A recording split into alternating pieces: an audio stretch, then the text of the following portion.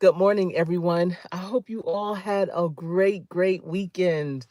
Oh my goodness. The weekends go by so fast, and I believe there really should be 3 days to the weekend because there's so much to do. And I hope everyone had a wonderful weekend because Friday was Valentine's Day, and hope you got a chance to love on someone and definitely love on yourself and just appreciate you and for all that you do. So I thought I would do something different when I washed my hair yesterday, and I really should have probably curled it. I did a little bit with the bang because it was just all crazy, y'all. Don't try anything new, especially if it's like Sunday going into Monday, and you have some things to do on Monday because you may not have a chance to clear it up. Let's call it that, to clear it up on time. And I definitely don't have time to clear this up, but it'll fall out after a while. How they say your curls will start to drop. They'll start to drop. But yeah, I probably should have dried it first, and it's just a lot. But anyway, you know what? There has been a lot of videos. I mean, this has been going on for the past few months now where people are talking about, you know, to get on YouTube now or to start doing social media. And I'm gonna tell you, there is a guy, I can't recall his name, his channel's name. I'm not that unfamiliar with him, but I hadn't really listened to his content in grave detail. He's been a content creator on many platforms, very popular for many years. I know if I say his name, you all will know exactly who I'm talking about. But he was just talking about the future of social media and how, in terms of marketing and even selling products is going to be a lot different now than it has been in the past. And I heard recently, I was looking at one of Beloved's Life's videos, and she was talking about, selling things, how she has a TikTok shop, and how Instagram and other platforms are going to start getting shops too, Facebook and even YouTube. And I was like, wow, now if YouTube gets a shop, that's going to be really interesting.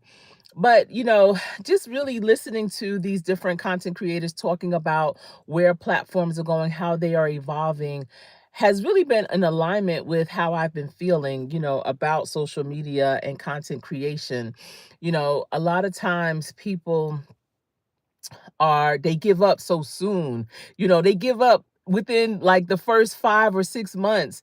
Or if they've been on it for a long time, they just really give up because they just feel like, oh, this is not for me. But nothing is overnight, and it definitely takes consistency. And I am a witness to that because I've been on here for a long time, but again, I started out as a viewer for many years, and when I started to grow my channel seriously, taking it serious, realizing like, you know what, this is a real thing.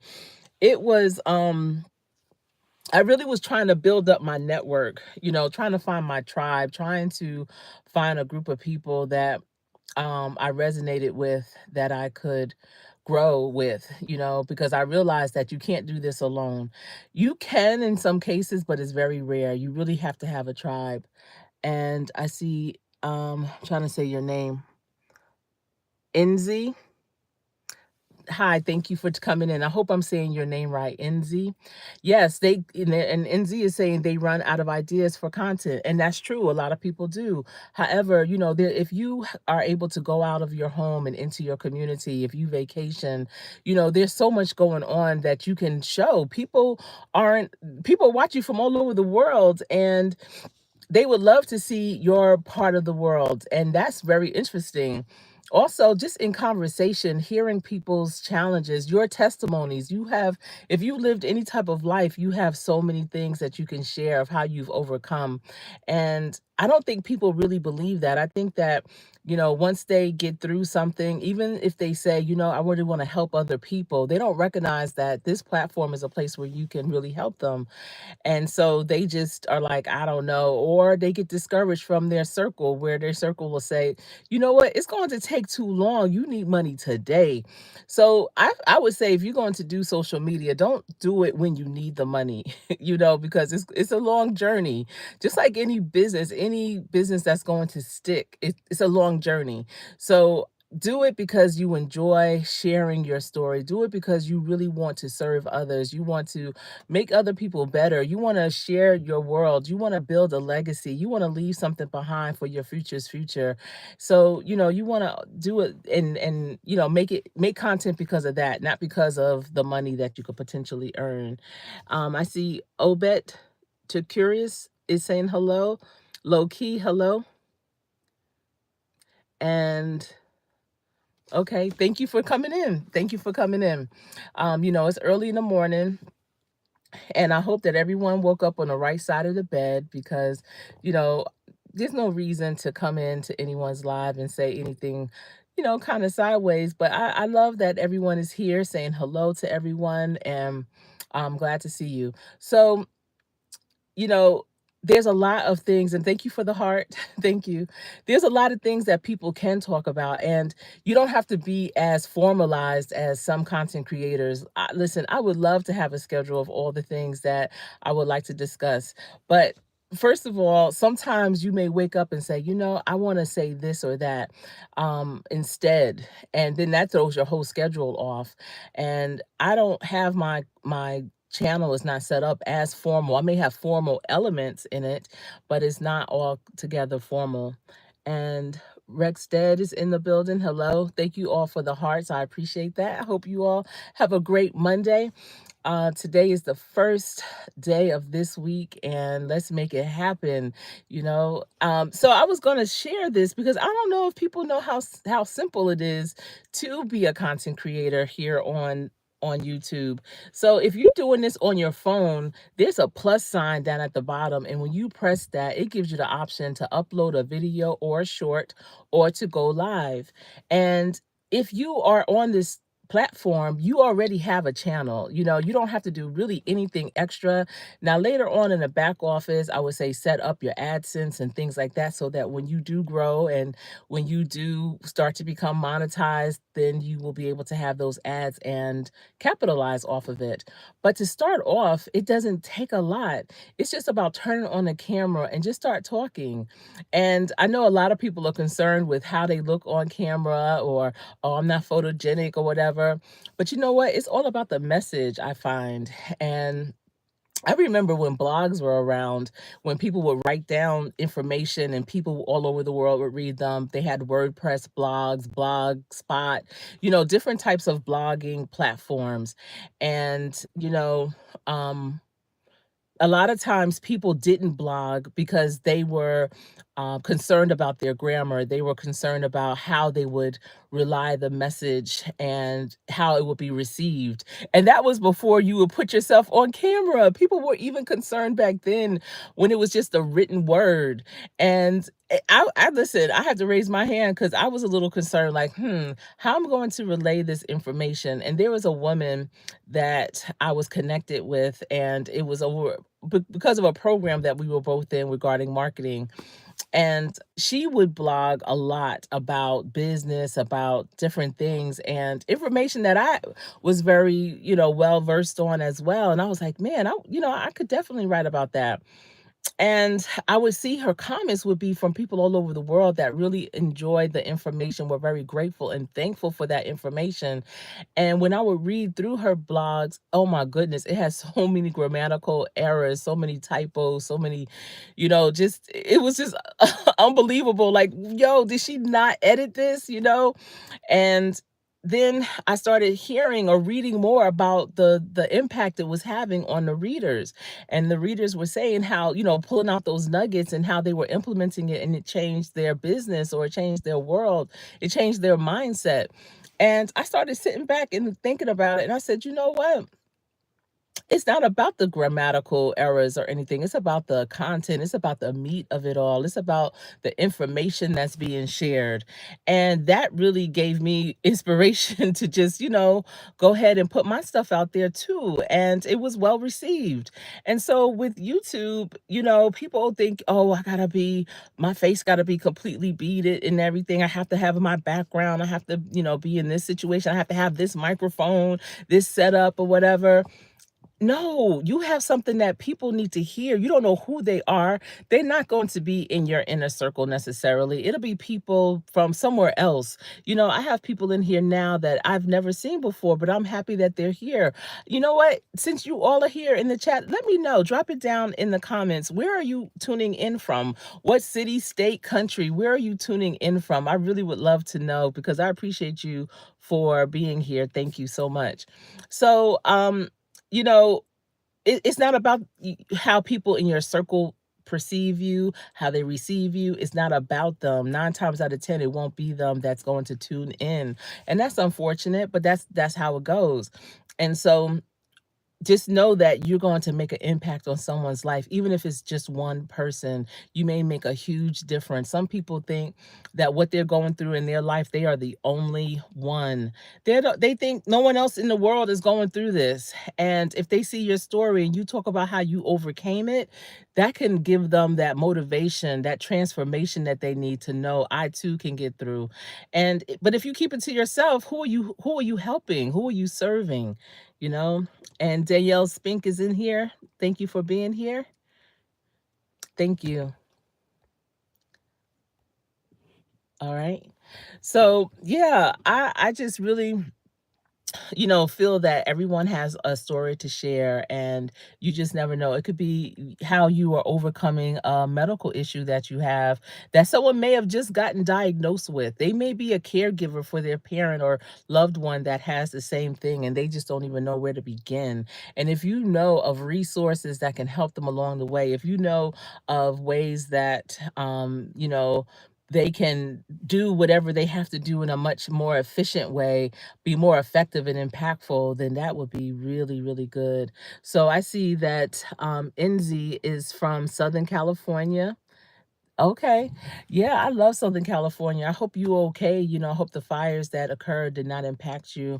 Actually, you used to live in Southern California as well, in Yorba Linda, which is in the canyons right outside of Anaheim. Yeah.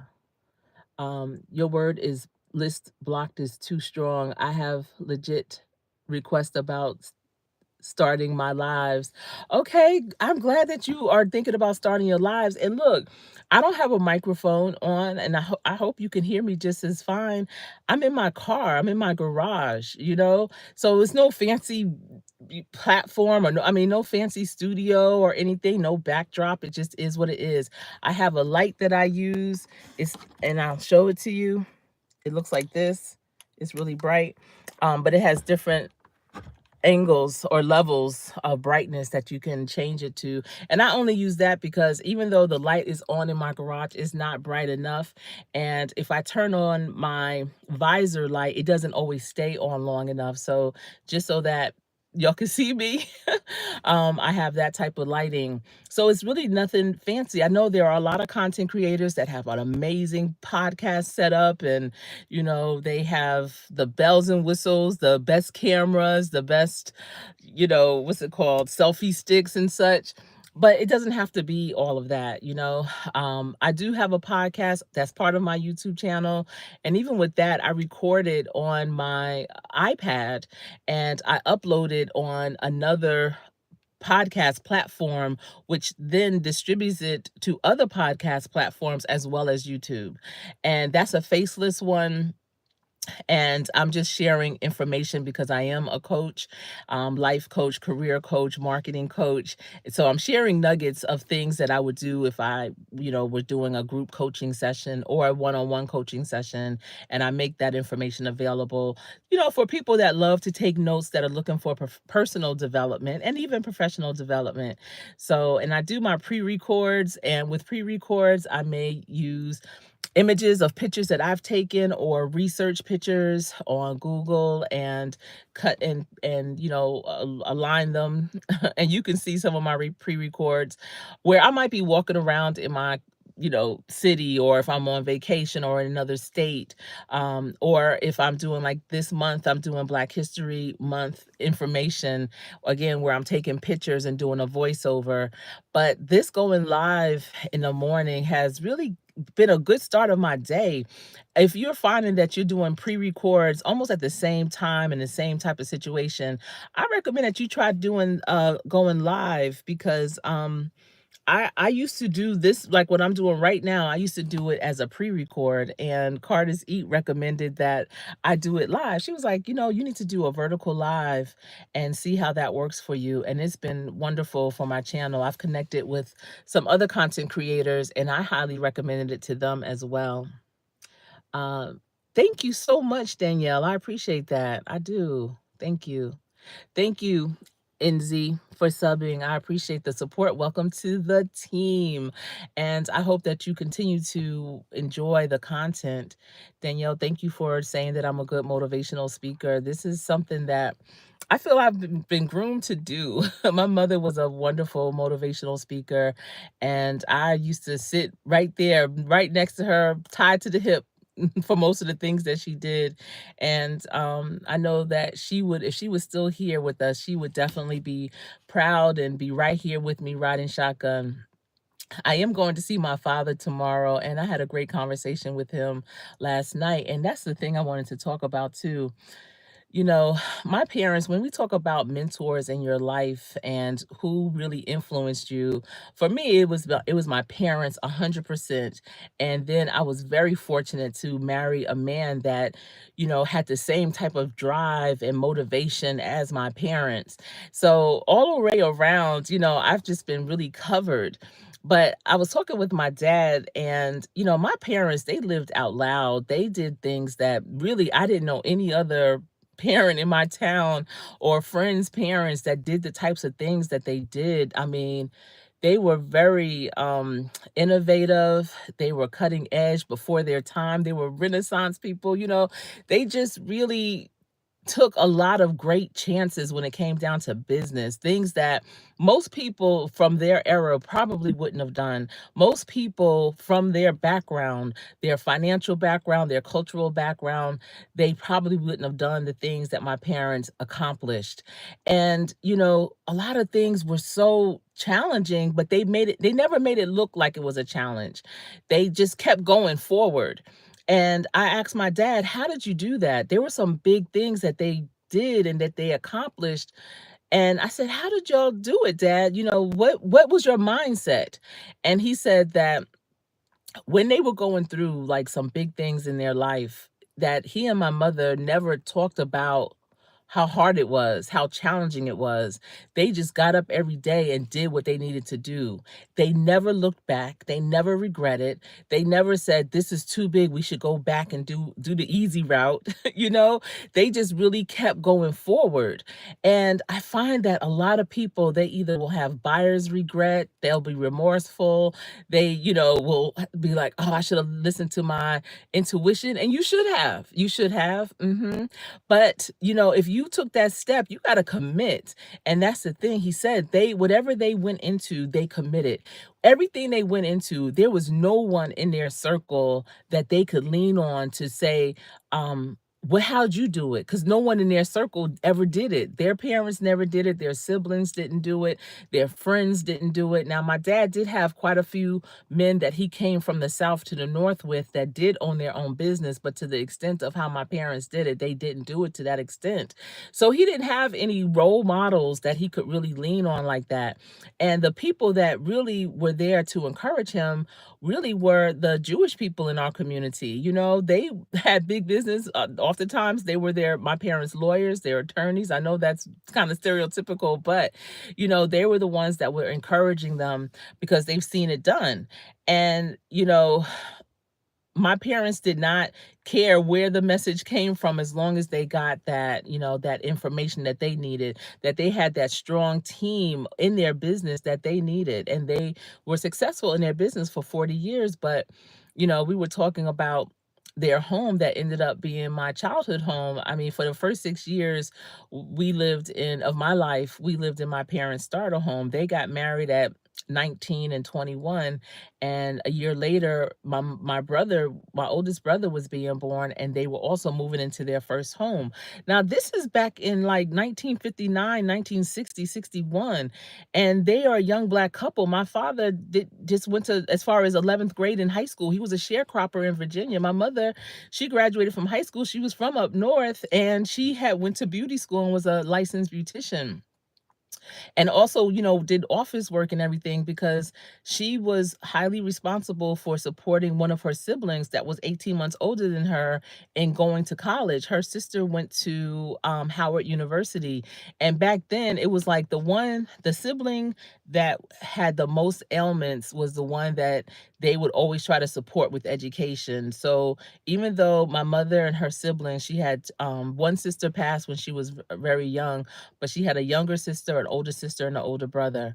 And the sister that was older than her had heart condition and was always, kind of sickly growing up. And so her parents always said she's not going to be able to do any type of real laborious type of work. She would need to, use her brain more than anything, and do lighter type of work. And so this all the siblings had to chip in to help her get her education at Howard. That now they all were very smart and could have done that.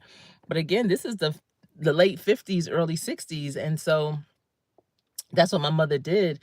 My mother ended up going back and getting her associate's degree when I was in third grade. And that was a lot because, my mother was working in the business, being a mom, and, I have two older brothers. So it was a lot. But they, got that house, and no one in their circle had ever owned a house. My father's mother, she didn't own her home in Virginia. My mother's parents, they didn't own their apartment. They lived in an apartment, like a two-family house. And so no one was telling them, yeah, you could do it, or we believe it. They were telling them, what? Y'all are crazy. Y'all shouldn't do that. What's going on?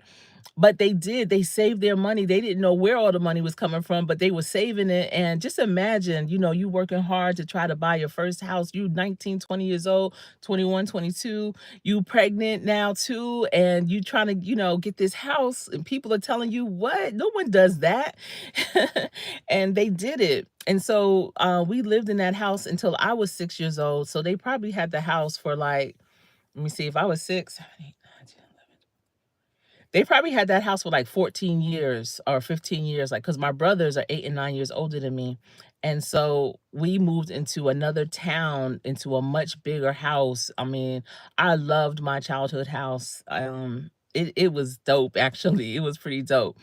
And my father was like, he didn't think they could afford it. Like him and my mother, they was like, yo, this is, gonna be a lot, da da da. Higher taxes, bigger house, higher upkeep and everything. But they did not let that discourage them. They went for it. When it's for you, God'll make the alignment and things will happen. And that's exactly what happened with them. Let me see. I see Floyd is in the building. Elevate with Vern. How are you? Good to see you. Thank you. Thank you. TWP Popcorn, what is poppin'? How's it going? Thank you for welcoming everyone in. And I'm glad to see that everyone is speaking and everything. So thank y'all for being here. So my father was saying how, they were concerned at first, when they bought that second house, because it was like, yo, what, how we gonna do this? But they never kind of said it to each other. He said, though, that was his thought. And it wasn't until years later, after they had, retired, sold the business, moved back to where they are, or, everything, that they kind of were talking about, their life and the things that they did. And they both was like, yo, I was like, how we gonna do this? But they did it. They did it. Never, he said, they never missed a bill, never had a challenge, were able to do it. And the great thing about having your own business, the money, there was no ceiling with how much money they were going to make. They recognized their high seasons and made sure that they put away enough, to cover what they needed. Put me through college. I didn't have any kind of financial aid, brought me a brand new car when I was in school. Just did great things, for always went on vacation. their employees that work for them, they never miss pay, and they pay them every single week. So it's just a matter of having faith in God and faith in yourself that you can do it.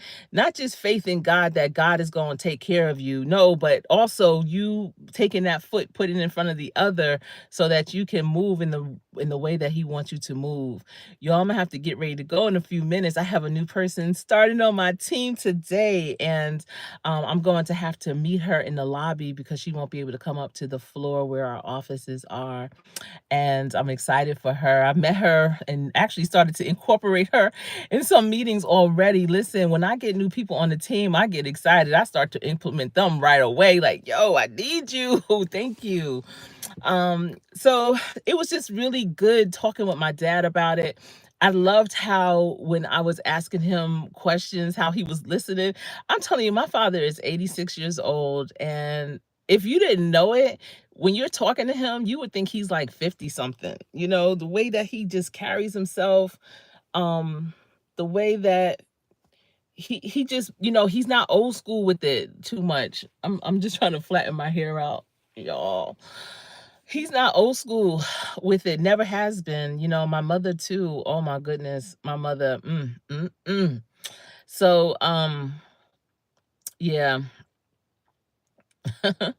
And I just love that, I had that opportunity to grow up in a household like that. I don't take it for granted. I'm grateful because I hear of how other people were raised or the types of parents or the expectations their parents had on them, and the way that they hadn't been able to spread their wings and fly and explore and be encouraged through that exploration.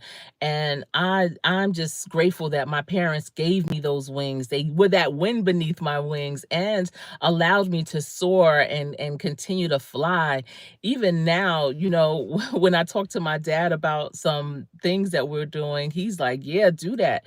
Hey, almost he has that posture like, "Shoo, if I was younger, I'd be doing that. If I was a couple of years younger." But he's kind of chilling, even though he still makes money, like he still does business, but he's done very well. Him and my mother, they did very well as entrepreneurs for their entire careers, in terms of saving and having, and another thing, growing up in that type of environment where, it's not always about the product. Sometimes it's about how you invest your money with dividends. And that's why, when people always want more money to get paid or to just to have more money.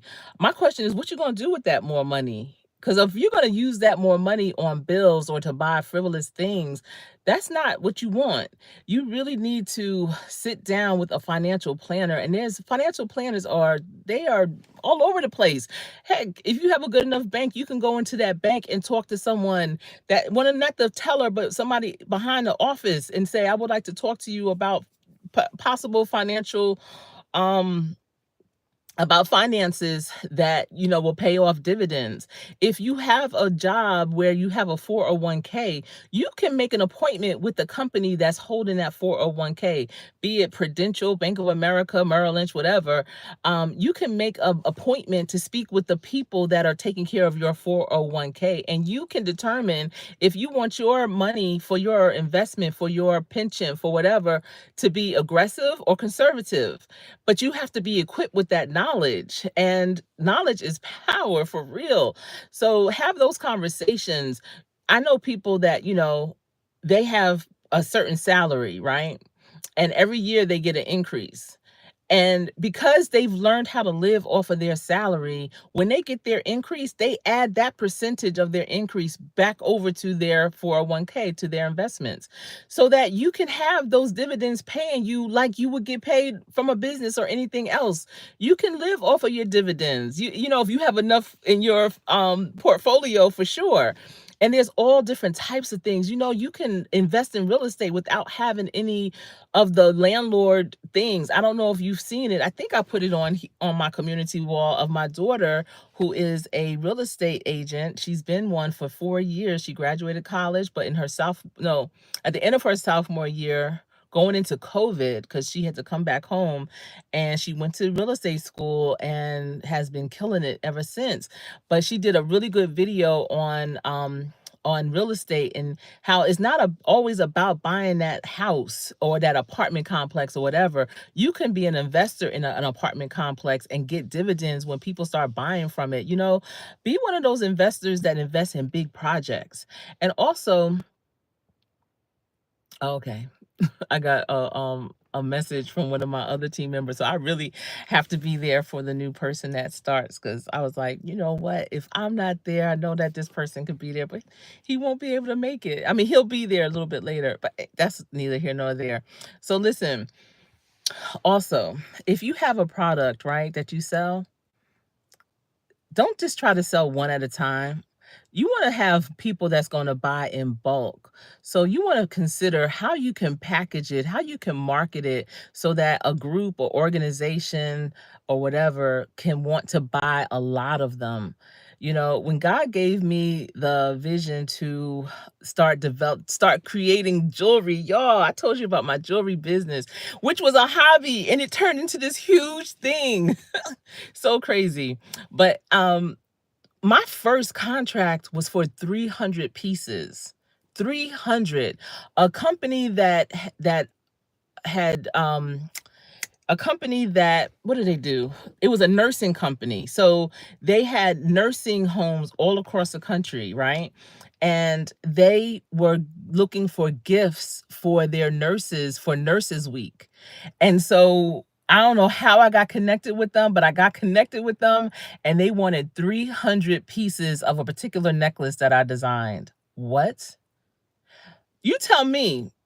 What's easier to sell something one off, one here, one there, or 300? I promise you 300 is a better payoff every time. And so whatever you sell, be it a t-shirt, food item, a book or whatever, even books, if you have like self-help books or workbooks, I'm using my workbook now for my clients, but eventually, because this is like my second edition of it, because my first edition, it really was for my clients, but it was kind of a, what do they call it? It was a pilot. I was really trying to see if this was going to be a good book or not, and it has been. So I developed it more, and now it's a real thing, but I'm probably gonna have a third edition to develop it, because I can sell it to organizations, I can sell it to other coaches, something that, to seminars, to webinars, to workshops, that would have a lot of people that they want them to work from the same content. So think about how you can create something like that. There's a lot of places that are looking for things that can be mass produced in that way. It could be as a gift. If you know of a corporation that has a lot of people that come in, or conferences even that have, different guest speakers, or there's all different types of conferences, y'all. There are association conferences where the leaders within that group, they convene, once or twice a year. And when they do, they give gifts. And so why can't what you have be part of their gift basket, their gift offering?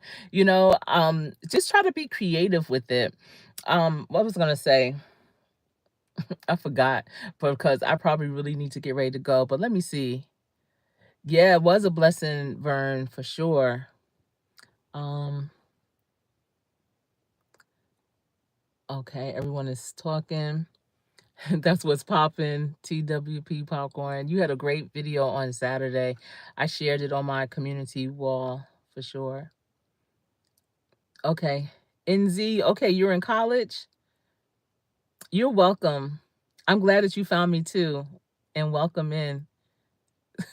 Danielle, no way. There is just no way. Because listen, I don't have the energy to hold that type of role like nationwide. Now, I'll do that in, certain other things that I'm involved in or whatever, but nationwide, it's too many different types of people with different types of opinions and, values and goals. At least if it's for like an association or organization, everyone in there, basically in terms of what that organization stands for, they are kind of like-minded, and that makes it a little easier. So yeah, Yeah, I have to, and that's what helps me actually, NZ, to go live in the morning is to get this energy out. I never realized that I have this much energy first thing in the morning. I would never have considered myself a morning person, but apparently I am. Now tomorrow, um, I may either go real early because I have to travel out of town, depending on how I get up, because I need to be on the road by 4 a.m. Oh, oh my goodness. So, depending on if I can get up in time before then to come live for a few minutes. Otherwise, it'll be later on in the day, possibly in the evening, maybe on my way back. But if I don't speak to any of you today again, I hope that you all have a wonderful day and stay safe for sure. Oh, you're going on a cruise in 2 days, Danielle? That's going to be amazing. And the weather is perfect for it because it's cold. I know where we are, it's starting to, the temperatures are going down. So this is the perfect time of year to go on a cruise.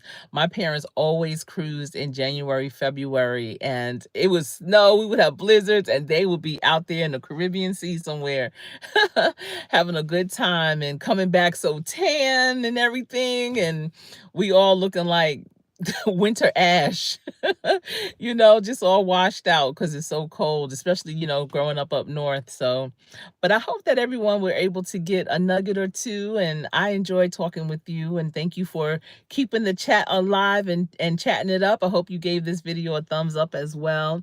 And Cruz Bolero is in the building. Thank you for enjoying listening this morning. I appreciate you. And listen, y'all, I'm trying to tell you, practice every day. You never know who's in the building, who's watching. It's the people you don't see that's going to make that impact in your life. So practice every day so that when you can get in, you will always play to win. And I hope to see many of you going live. Don't forget, it's that plus sign down at the bottom, when you open up your YouTube app. All right. Take care, everyone. I'll talk to you soon.